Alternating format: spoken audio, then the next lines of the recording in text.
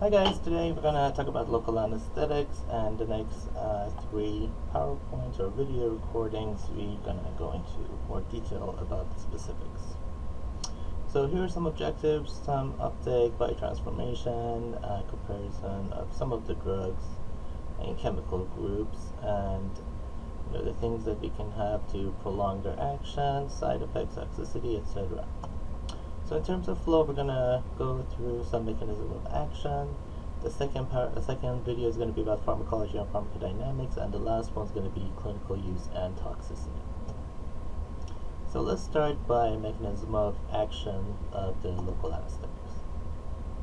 Now, we use local anesthetics to block nerves either in periphery or CNS.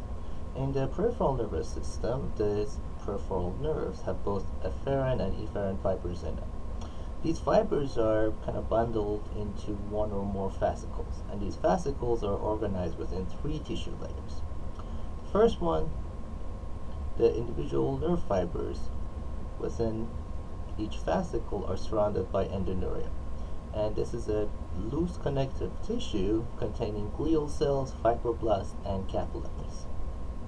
Now, a dense layer of collagenous connective tissue called the perineurium surrounds each fascicle. And finally, a layer of dense connective tissue, that's called the epineurium, encases groups of fascicles into cylindrical sheaths. These layers of tissue really give protection to the surrounded nerve fibers and act as barrier to passive diffusion of anything, including local anesthetics. Nerves in both the CNS and PNS are differentiated by the presence or absence of myelin sheath. Myelinated nerve fibers are really surrounded by Schwann cells in the periphery and by oligodendrocytes in the CNS. These cells form a concentrically wrapped lipid bilayer sheath around the axons that cover the length of the entire nerve. The myelin sheath is interrupted at short, regular intervals by specific regions called nodes of Ranvier, which contain densely clustered protein elements which are essential for transmission of neural signals. As electrical signals are recreated or renewed at each node, nerve impulses move in myelinated fibers by saltatory conduction. But remember that there are no nodes of Ranvier in non-myelinated nerve fibers, but these non-myelinated fibers are still encased in Schwann cells, but their plasma membrane doesn't wrap around the axons concentrically. Also, we can have several nerve fibers covered by a single Schwann cells.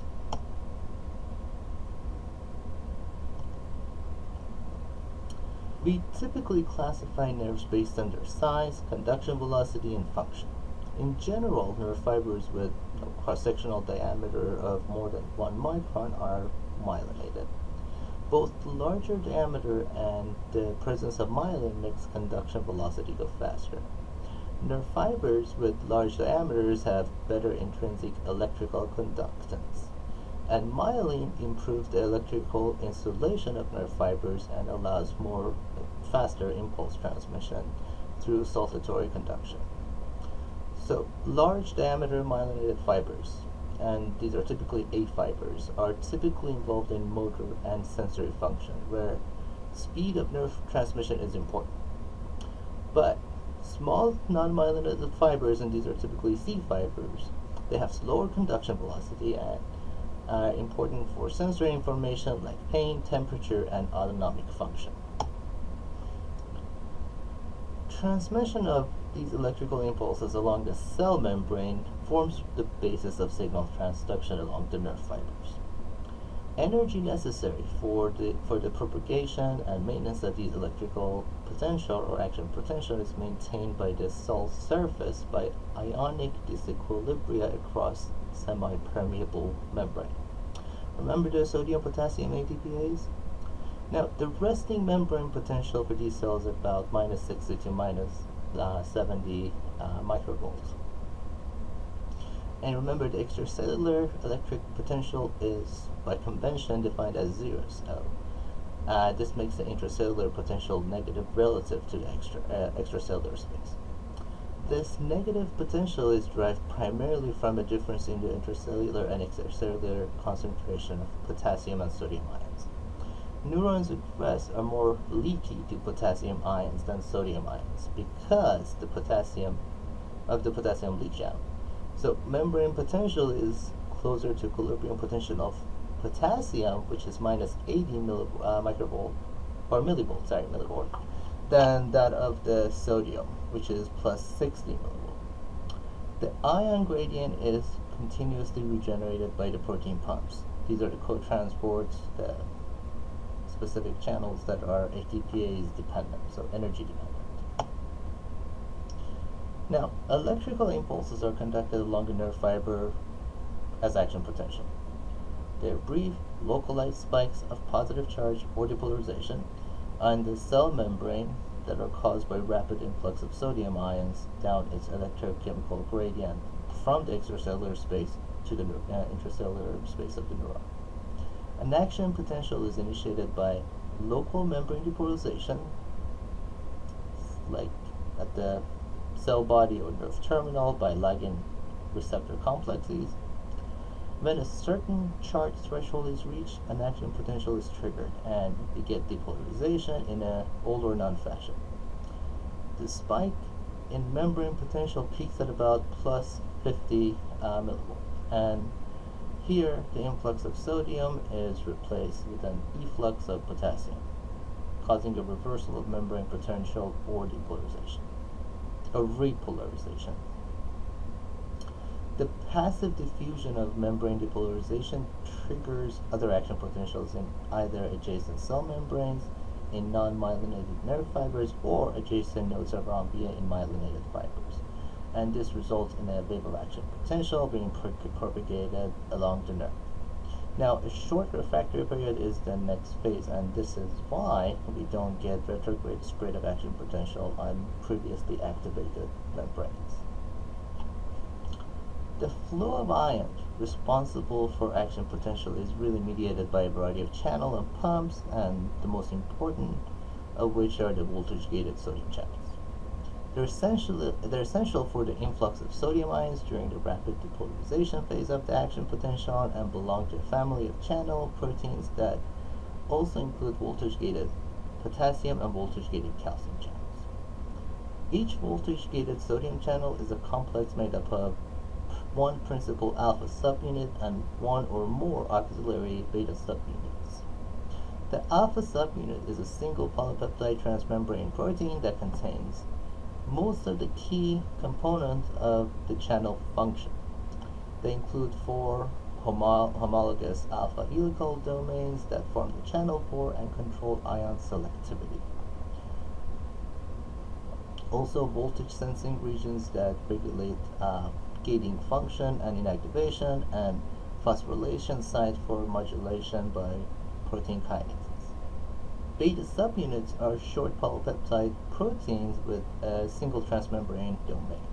They're linked to the alpha subunits by either non-covalent or disulfide binds. Also, they're really dispensable for channel activity. They play a role in modulation of channel expression, localization, and also function.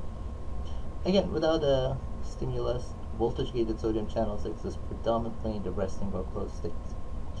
When we get membrane depolarization, positive charges on the membrane interact with charged amino acid residues in the voltage sensing region of the channel. This causes a conformational change in the channel, converting it to the open state. Sodium ions rush through the open port, which is lined with negatively charged residues. Ion selectivity is determined by these amino acid residues, so changes in their composition can lead to an increased permeability for other cations like potassium and calcium. Within milliseconds after opening, channels undergo transition to inactivated state. Depending on the frequency and voltage of the initial depolarizing stimulus, the channel can undergo either fast or slow inactivation.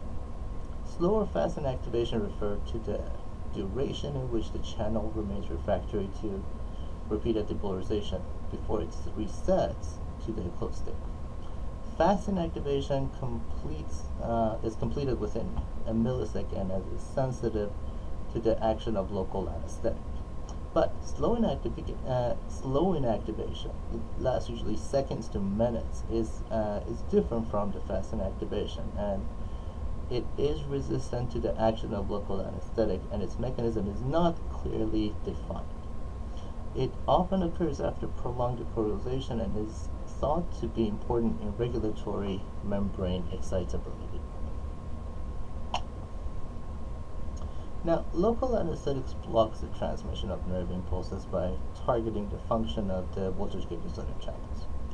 Several local anesthetic can also bind to other receptors like voltage-gated potassium channels and nicotinic acetyl receptors, and their amphipathic nature may enable them to interact with plasma membranes.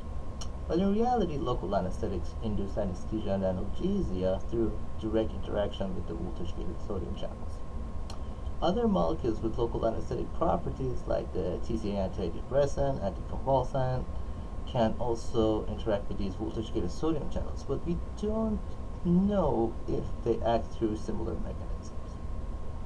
Now, local anesthetics reversibly bind to the intercellular portion of the voltage-gated sodium channel.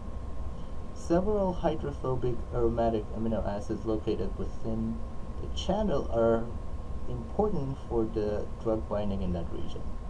They line the inner cavity within the intercellular portion of the channel pore and span a region of about 11 angstrom apart, and this is roughly the size of the common local anesthetic molecules that we use.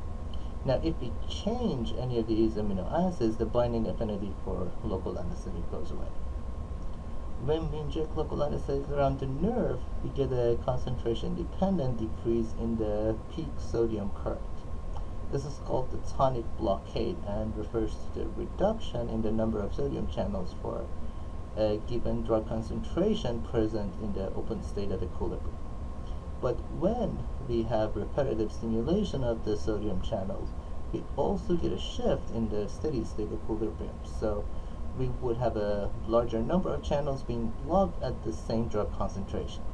This is called the use-dependent blockade. According to the modulated receptor theory, local anesthetics bind to the open or the inactivated channel more tightly than the resting channels. So that drug affinity is a function of channel's conformational state. So let's talk a little bit more about this diagram.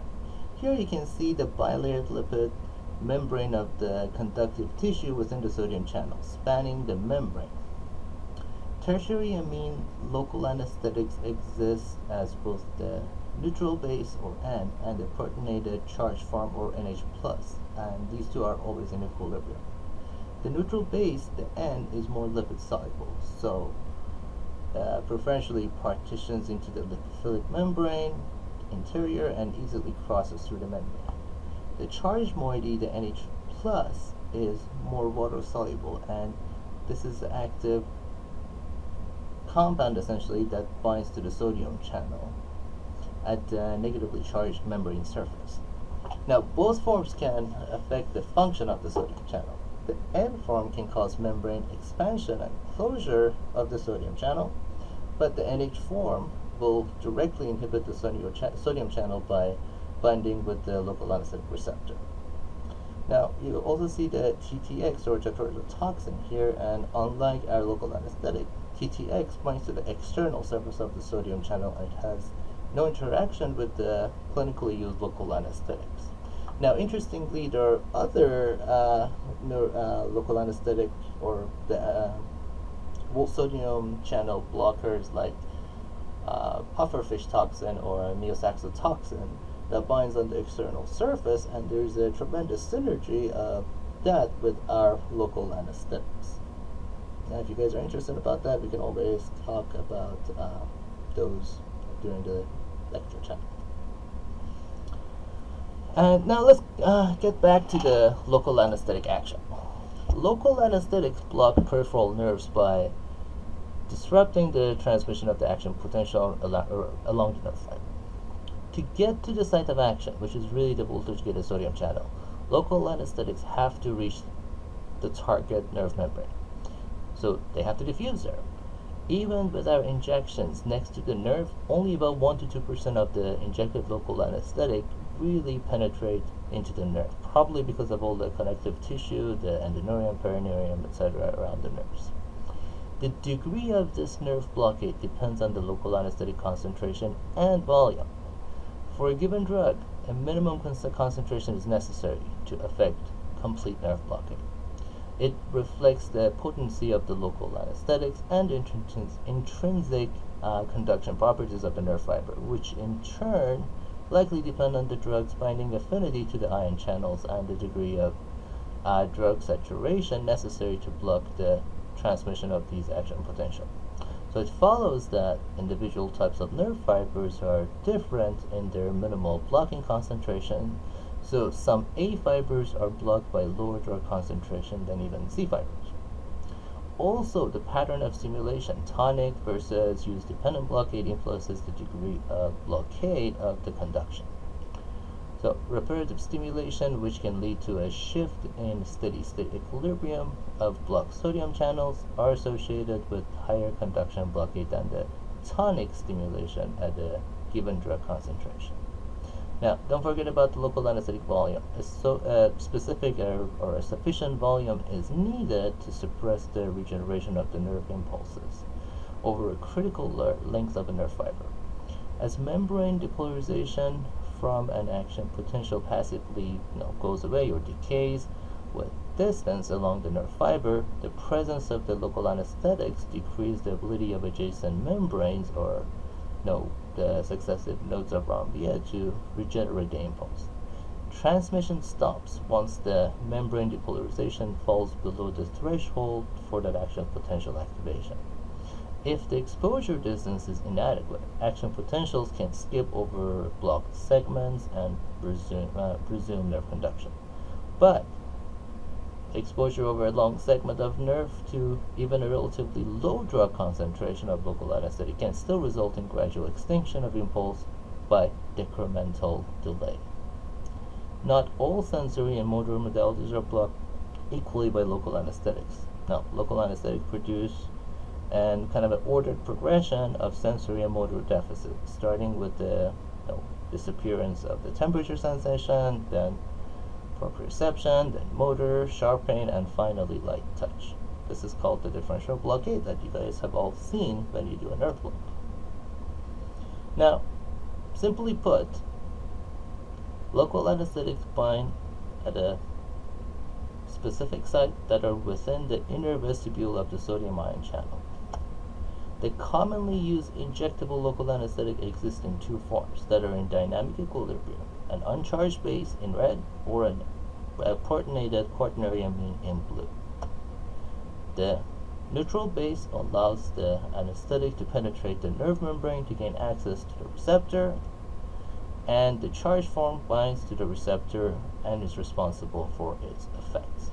Now, the role of pH is very important here, especially on the boards and also in clinical practice.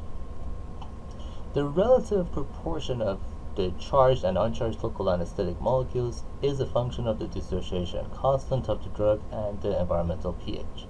As you remember from Henderson-Hasselbalch equation, you can see the dissociation constant, or the Ka here. If the concentration of the base and conjugate acid are equal, the latter component of the equation cancels because log of 1 is 0. So the pKa provides a useful way to describe the propensity of a local anesthetic to exist in a charged or an uncharged state. The lower the pKa, the greater is the percent of unionized fraction at a given pH. The pKa values of the commonly used injectable local anesthetics are typically between 7.6 and 8.9. So this means that less than half of the molecules are unionized at physiologic pH. Now, because local anesthetics are poorly soluble in water, they're generally stored as water-soluble hydrochloric salts, which are acidic, contributing to stability of local anesthetics, but potentially impairing the onset of a block because decreases the fraction of unionized local anesthetic. In the opposite scenario, bicarb is sometimes added to the local anesthetic to increase the unionized fraction in an effort to hasten the onset of anesthesia. Now, this can help decrease the pain and injection of local anesthetics too. Now, other conditions that lower the pH, such as tissue acidosis from an abscess, can also have negative impact on the onset and quality of the local anesthesia. Now, lipid solubility of local anesthetic affects its tissue penetration and its uptake in the nerve membrane. And it generally correlates with local anesthetic potency and duration of action. And to kind of a lesser extent, it varies inversely with latency or the time to onset of local anesthetic effect. Now, duration of the local anesthetic effect also correlates with the protein binding, which likely serves to retain anesthetic within the nerve. The nerve fibers can be kind of classified according to the fiber diameter, as we talked about, presence or absence of myelin, and function. A larger diameter nerve has a more rapid nerve conduction. The presence of myelin also increases the conduction velocity. With respect to local anesthetic effect, conduction blockade is predictably absent if at least 3 successive nodes of wrong via are exposed to enough concentration and volume of the local anesthetic. Now, in clinical practice, incremental increases in the concentration of local anesthetic results in progressive interruption of transmission of autonomic sensory and motor neural impulses, and so production of autonomic nervous system blockade, sensory anesthesia, and skeletal muscle paralysis, kind of roughly in order. Local anesthetics are not equivalent in their propensity to induce differential blockade. So, for example, if an equipotent dose of acetylcholine produces more profound motor block than bupivacaine, and this characteristic makes bupivacaine a more valuable drug, particularly for use in labor and post-op pain. And it accounts for the fact that I don't think any of you guys have ever used acetylcholine. Now, when local anesthetics are deposited around the peripheral nerve, they diffuse from the outer surface or mantle toward the center or core of the nerve along the concentration gradient. As a result, nerve fibers located in the mantle of the mixed nerve are blocked first. These mantle fibers are generally distributed to more proximal anatomic structures, whereas distal structures are innervated by fibers near the core. This anatomic arrangement accounts for the initial development of proximal anesthesia with subsequent distal involvement as local anesthetic diffuses to reach more central core nerve fibers. As a result, skeletal muscle paralysis may precede the onset of sensory blockade if the motor fibers are more superficial. So, the sequence of onset and recovery from the conduction blockade of sympathetic, sensory, and motor nerve fibers in a mixed peripheral nerve depends as much or more in the anatomic location of the fibers within the mixed nerve as their intrinsic sensitivity to local anesthetics.